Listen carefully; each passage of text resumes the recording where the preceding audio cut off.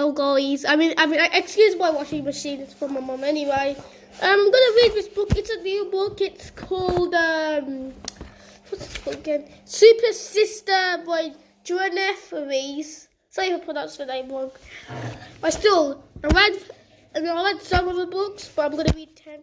This is kind of a finale because I don't know. So Henry, Dad teased. I bet you thought you were going to have a nice peaceful summer, didn't you?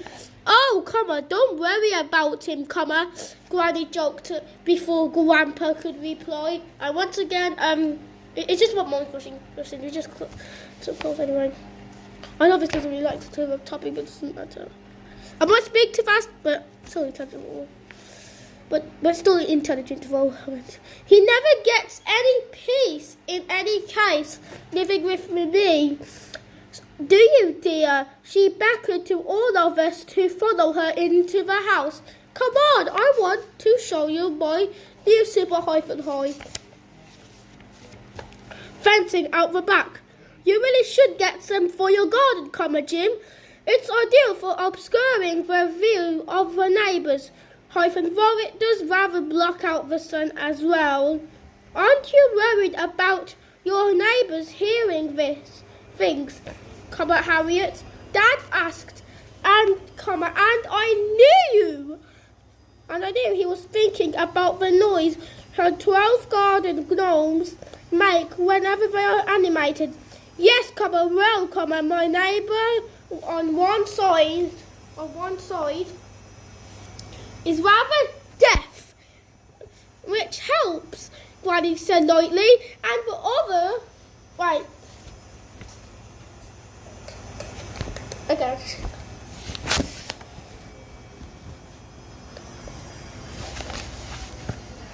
which helps, Granny said lightly, and the other side think I talk to my plants and to my gnomes, of course, I tell Henry to encourage them to think I'm a little bit, well, you know, bonkers, Dad supplied helpfully.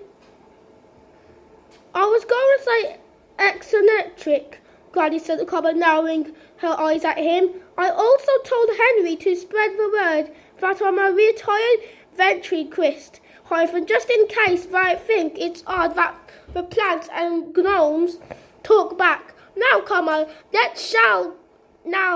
let's all go inside and have a nice cup of tea, shall we? Aren't you coming, Dad Mum asked as Grandpa turned to go back inside the garage. I've just got to finish off the tricky bit first, Grandpa said.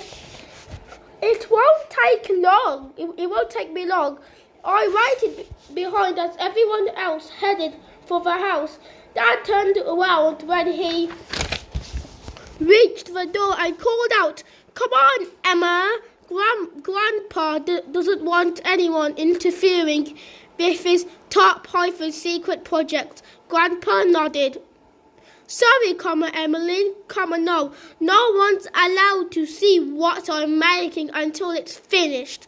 Don't worry though, all will be revealed in a day or two. But I'm really good at keeping secrets. But I'm really good at keeping secrets, I whispered. Please, can I just have a little peek? I'm afraid not.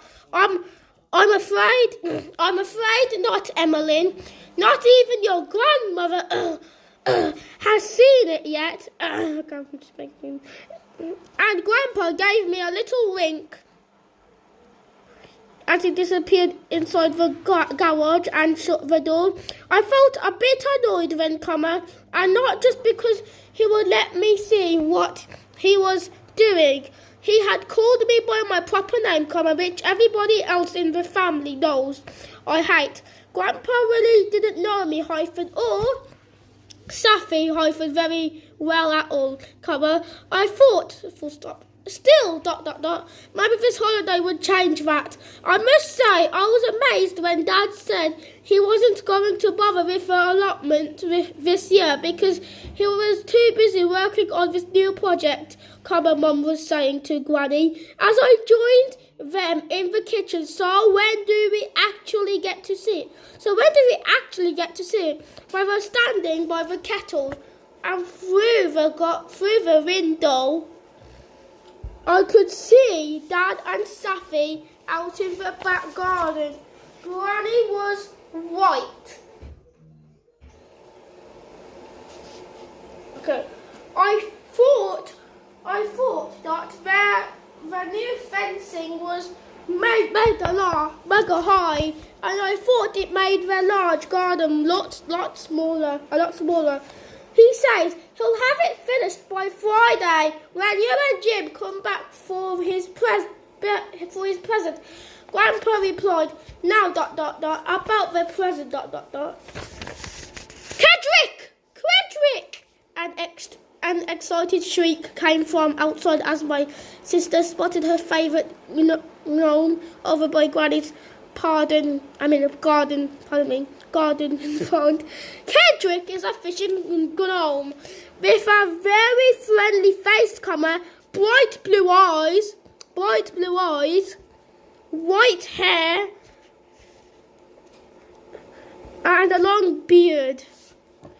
He wears a green dungarees, I don't know what it is, black boots, and an orange pointy hat, and he carries a fishing rod with a grey plastic fish dangling from the end. Dad took several nervous steps backwards as Safi brought Kedrick to life.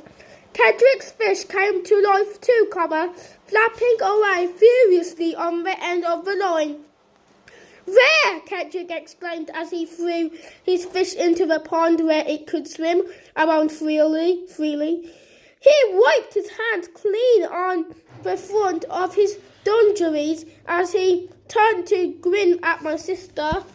Kedrick, let's have a game of frisbee, Safi suggested at once. Kedrick beamed. He was really good at frisbee, something my sister had recently discovered, and which had elevated him above Walter to his current position as her favourite gnome. Here's the book.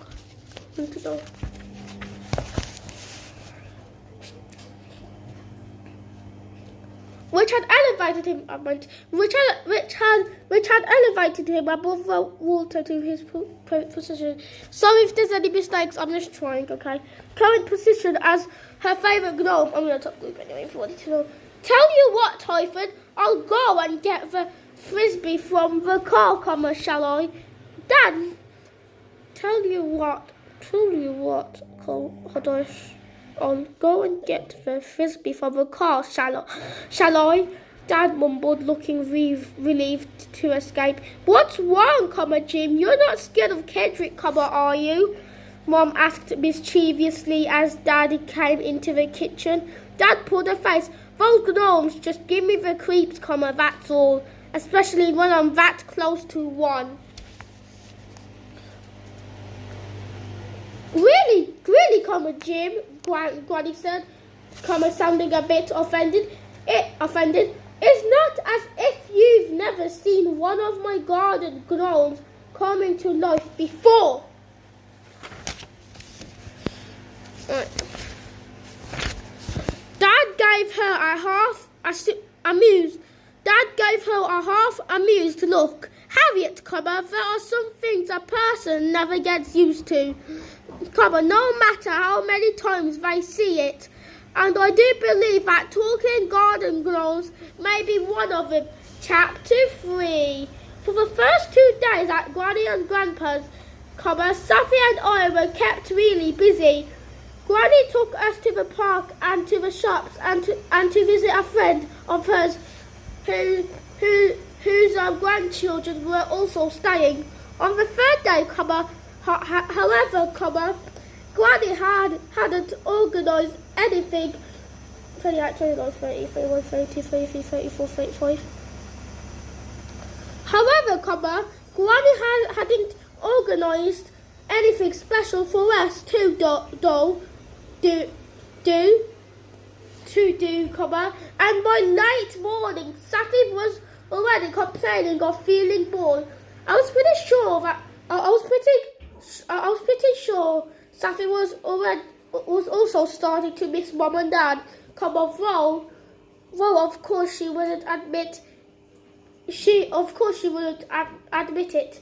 Fortunately, there were only 2 more days to go until Grandpa's birthday when our parents were coming back again to stay for the whole weekend. I mean, that's a good thing. What are we going to do on Grandpa's birthday if we can't have a party, Safi? What are we going to do on Grandpa's birthday if we can't have a party? Safi asked me gloomily as the daisy chain she was making broke yet again. Safi is always too rough with delicate things like daisy chains and in the end she nearly always loses patience and gives up. I don't know, I said, taking her broken chain to fit. I don't know, I said, taking her broken chain to finish it for her. I expect we'll all go out for lunch together or something. Is that all? Safi was scowling as she plucked impatiently at the grass on the front lawn. She paused before adding, I don't see why we could have just a little party. Grown-ups don't usually have a birthday party, Safi, I told her. They do if there's an O in their age. Safi said stubbornly. Daddy told me that. Why he had that big party when he was 40. Yes, but Dad likes parties. Grandpa doesn't, because notification. Because he's shy, remember? Safi just scolded even more. Yes, but Dad likes parties, I meant. Grandpa doesn't, because he's shy, remember? Sorry if I'm being a bad reader, but it doesn't matter. Safi just scowled even more. She's never really understood what being shy means.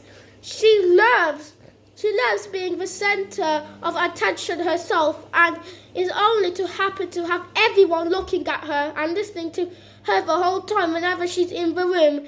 I don't care about going out to lunch.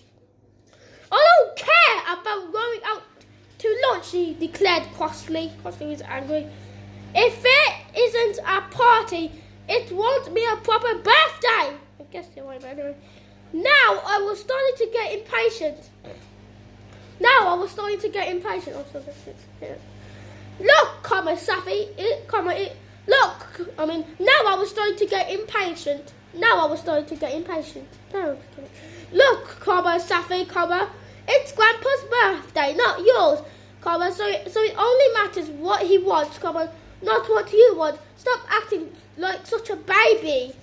Okay, guys, thank you for reading with me. This might be kind of short. Well, not really long, 10 minutes. I'm not like it was 10 minutes stretch.